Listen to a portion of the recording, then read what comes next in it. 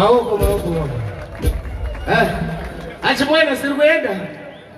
Bwino. Aiwa. Dance floor iya yavhurwa manje. Zvatakuda ndezvekuti munhu wese. Mwana wese izvozvi pajive. Kunyanya mudhara unonzani. Paradzaingweru. Nice one. Ndiwo andiri kunyanya neuyu mudhara wangu. Madzibaba.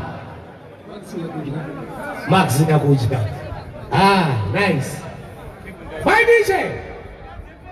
Reka titine dzemberi dzeshure dzobuda muforo. Atingarambi tichitsairirwa. Neuyu anozviti ghetto president uyu. Atirambe kuti ndi ghetto president, it's fine. But president wakana small p. Ana capital letter. Saka ngadzikame. Uri president kumba kwako.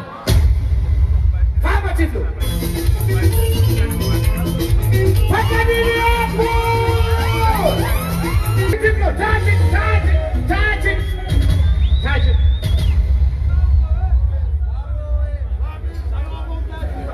Nokumburo wese akagara pasi chimosimuka. Pane zvandiri kufunga.